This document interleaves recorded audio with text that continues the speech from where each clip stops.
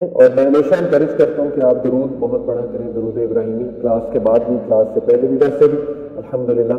درود ابراہیمی کے بارے میں آتا ہے کہ ایک شخص رسول اللہ صلی اللہ علیہ وسلم کے پاس آیا تو اس نے کہا یا رسول اللہ میں تقریباً اپنا 1/4 پورشن آف دا ڈے کا جو ذکر ہے وہ درود ہوتا ہے، تو اللہ کے نبی صلی اللہ علیہ وسلم نے کہا کہ بڑھا دو، تو اس نے بڑھا دیا، پھر آیا اس نے کہا ہاف ہے، اللہ کے نبی صلی اللہ علیہ وسلم نے کہا بڑھا دو، پھر آیا اس نے کہا 3/4، اللہ کے نبی صلی اللہ علیہ وسلم نے کہا بڑھا دو، یہاں تک کہ وہ صرف پڑھتا ہے درود۔ اللہ کے نبی صلی اللہ علیہ وسلم نے پھر کہا کہ جو شخص درود ابراہیمی مجھ پر بھیجتا ہے، درود ابراہیمی یعنی کانٹیکٹ ہے حدیث کا، تو اللہ تعالیٰ اس کی تمام مشکلات آسان کر دیتا ہے اور اس کے کوئی نہ کوئی وے آؤٹ نکل آتا ہے ڈیفیکلٹیز میں۔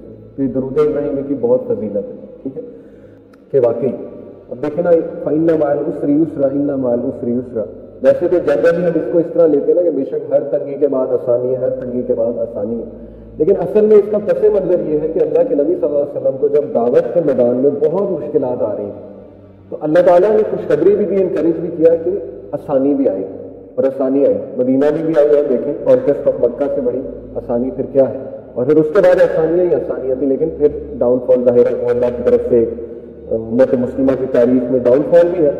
تو رائٹ کانٹیکسٹ اس صورت ہے یہ کہ جب بھی آپ کوئی کام کرنے نکلتے ہو، خصوصاً اگر وہ حق کا کام ہے، مشکلات آئیں گی، اس کے لیے ریڈی رہو، لیکن یہ کہ انشاءاللہ آسانی بھی آئے گی، ضرور آسانی ہے۔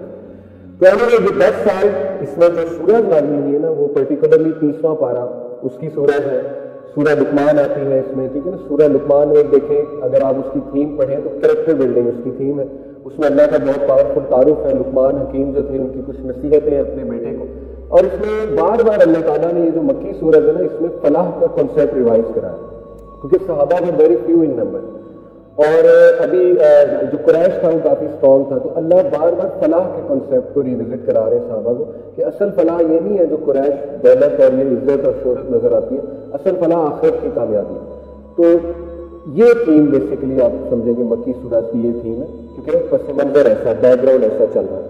یعنی 2.5 سال ہجرت سے قبل تقریباً یہ واقعہ ہوتا ہے ابو طالب کی ڈیتھ کا، اور ابو طالب کی ڈیتھ کے تقریباً 40 دن بعد حضرت خدیجہ رضی اللہ عنہا وفات پا جاتی ہیں، تو یہ ایئر آف سورو بھی کہا گیا، یام الحزن بھی کہتے ہیں نا اس پورے سال کو، اور پھر طائف کا انسیڈنٹ بھی آ جاتا ہے۔ یہ بیک ٹو بیک 3 بہت ہی افسوسناک واقعات ہیں اللہ کے نبی صلی اللہ علیہ وسلم کی لائف میں۔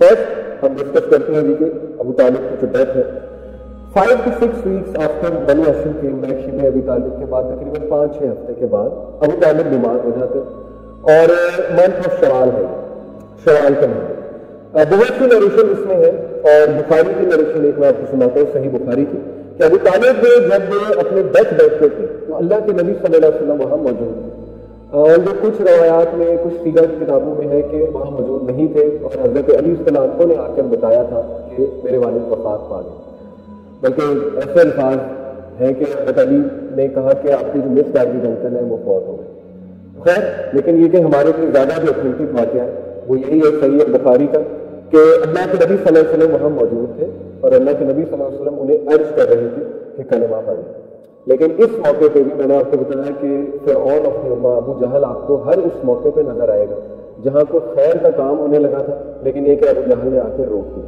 اللہ معاف کرے، ٹھیک ہے۔ تو اس سے یہ بھی ثابت ہوتا ہے کہ 3-4 قسم کے لوگ ہوتے ہیں، ایک وہ جو حق کو دیکھ لیتے ہیں، ایکسیپٹ نہیں کرتے، پریکٹس نہیں کرتے، ایک وہ ہے جو حق کو ایکسیپٹ نہیں کرتے اور روکتے بھی ہیں لوگوں کو حق پر عمل کرنے سے، تو یہ بہت خطرناک درجہ ہوتا ہے، ٹھیک ہے نا۔ آپ چوز یور سائڈ وائزلی۔ آج بھی میں آپ کو بتاؤں اللہ تعالیٰ حق اور باطل کو بہت کلیئرلی واضح کر رہا ہے، اور وی کین سی کہ 2 سائڈز ہیں، اور you have to choose those sides wisely, ٹھیک ہے نا۔ حق کی سائڈ الحمدللہ وہ بھی کلیئر ہے، باطل کی سائڈ بھی آپ کے سامنے ہے، تو یہ ہمیں خود فیصلہ کرنا ہے کہ انسان نے کس سائڈ کو جوائن کرنا ہے۔ خیر، اس سے کیا لیسن ملتے ہیں؟ خیر، ابھی جال وہاں پر تھا، وہ بار بار ابو طالب عبد المطلب جو تھے، ابو طالب جو تھے، انہیں یہی احساس دلاتا تھا کہ کیا تم اپنے باپ کے دین سے ہٹ کے ایک اور دین پر مرے گا، یعنی بار بار ایموشنل بلیک میل کرنے کی کوشش، بار بار باپ کا یاد کرانا، بار بار باپ کا یاد کرانا۔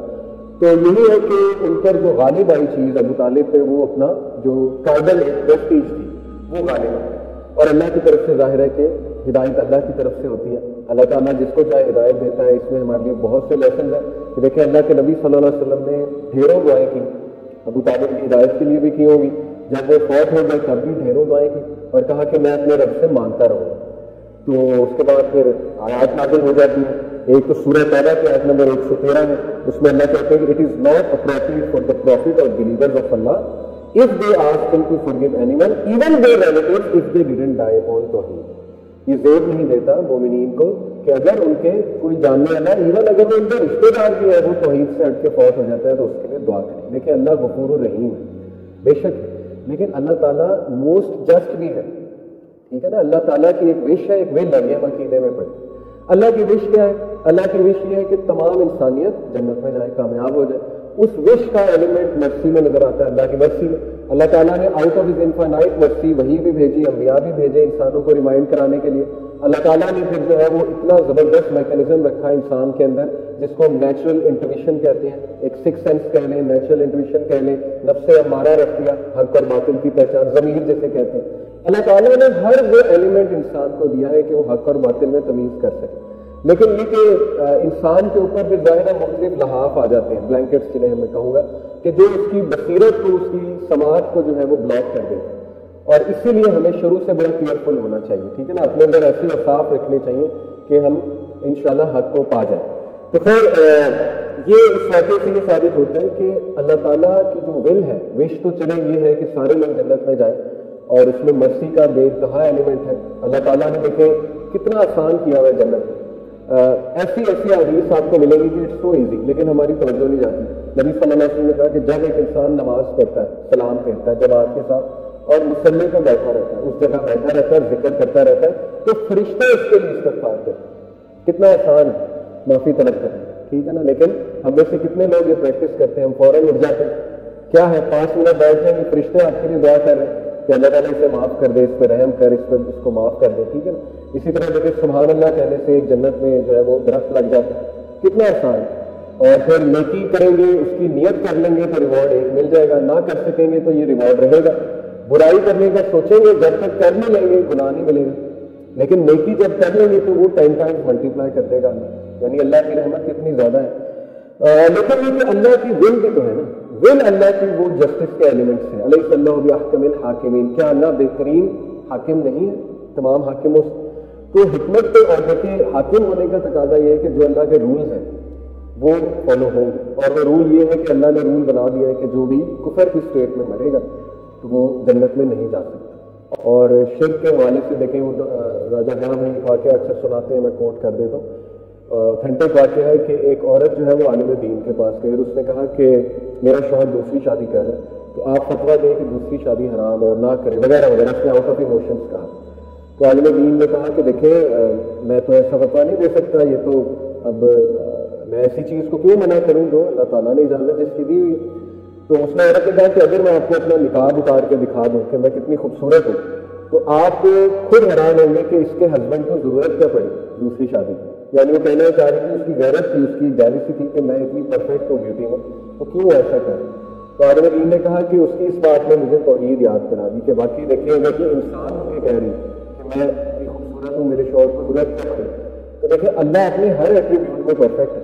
اللہ سمیع ہے, اللہ بصیر ہے, اللہ رشید ہے, صبور ہے. اللہ تعالیٰ جو ہے المؤمن ہے, المؤمن ہے.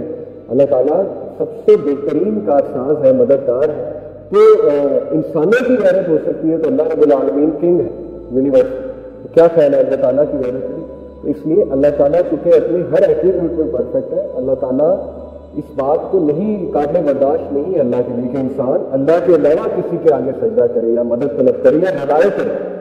ایون ریلائنس میں وہ شرک تک انسان کو لے جاتی ہے. ٹھیک ہے نا, ریلائنس اللہ تعالیٰ پر ہے. دوائیاں لیں آپ, سب کچھ ڈاکٹر کے پاس جائیں, لیکن نہیں, ہمارا اعتقاد اللہ رب العالمین پہ. جب تک اللہ کا حکم نہیں ہوگا کچھ نہیں ہو سکتا, جب تک اللہ کی اجازت نہیں آئے گی کچھ بھی نہیں ہو سکتا.